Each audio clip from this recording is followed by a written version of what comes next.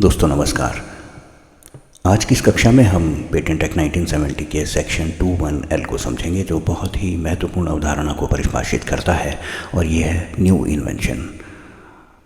दोस्तों, अगर परिभाषा को ध्यान से पढ़ें तो इसमें कुछ महत्वपूर्ण तत्व नज़र आते हैं, जैसे publication in any document, use in the country और एल्सवेयर इन द वर्ल्ड, और date of filing, complete specification. तीनों को समझे बिना नोवेलिटी की अवधारणा स्पष्ट नहीं हो सकती। तो सबसे पहले समझते हैं पब्लिकेशन इन एनी डॉक्यूमेंट।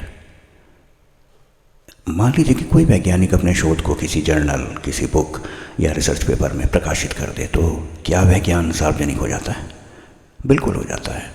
जब कोई जानकारी प्रकाशित हो जाती है तो वो पब्लिक डोमेन का हिस्सा बन जाती है, और पेटेंट लॉ का मूल सिद्धांत ये है कि जो ज्ञान पब्लिक डोमेन में आ चुका है उसे नया नहीं कहा जा सकता। दोस्तों, इसलिए यदि इन्वेंशन का विवरण किसी भी डॉक्यूमेंट में पहले से पब्लिश है तो उसकी नॉवेलिटी समाप्त हो सकती है।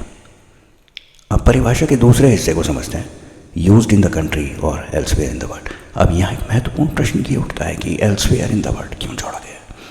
इसका कारण ये है कि मॉडर्न पेटेंट लॉ एब्सोल्यूट नॉवेलिटी के सिद्धांत को अपनाता है। इसका क्या मतलब हुआ कि यदि किसी इन्वेंशन का उपयोग पहले से किसी देश में हो चुका है तो भारत में उसे नया नहीं माना जाएगा। यानी इन्वेंशन की नवीनता केवल भारत तक सीमित नहीं है, यह वैश्विक स्तर पर जांची जाती है। अब तीसरा एलिमेंट है डेट ऑफ फाइलिंग। ये पेटेंट लॉ में एक बहुत महत्वपूर्ण तारीख होती है, इसे हम कट ऑफ डेट भी कह सकते हैं। अगर फाइलिंग डेट से पहले कोई पब्लिकेशन हो चुका है या इन्वेंशन कहीं भी उपयोग में आ चुकी है तो नॉवेलिटी नष्ट हो सकती है। इसलिए फाइलिंग डेट एक ऐसी रेखा है जो अतीत और वर्तमान को अलग करती है। अब एक और महत्वपूर्ण अवधारणा आती है स्टेट ऑफ द आर्ट। क्या होती है स्टेट ऑफ द आर्ट? वो समस्त ज्ञान जो फाइलिंग डेट से पहले पब्लिक डोमेन में अवेलेबल था। अब स्टेट ऑफ द आर्ट में क्या क्या शामिल हो सकते हैं?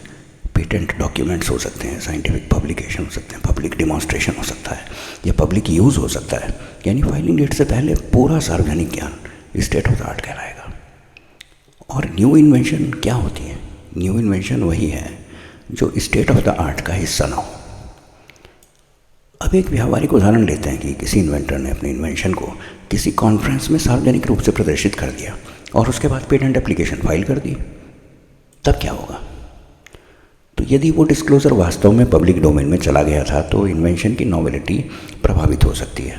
इसलिए पेटेंट लॉ में एक महत्वपूर्ण सावधानी कही जाती है कि पहले आप फाइल करें और बाद में डिस्क्लोज करें।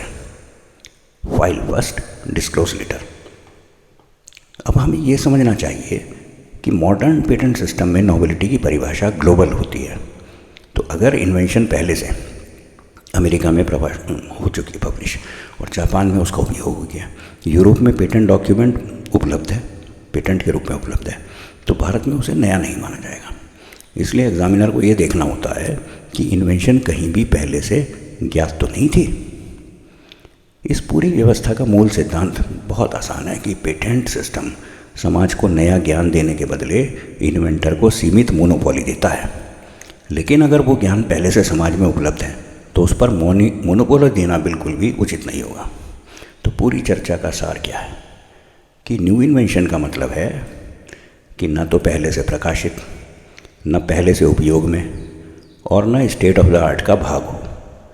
तो नवीनता का जो परीक्षण है वो वैश्विक है और उसकी निर्णायक तिथि को फाइलिंग डेट कहते हैं।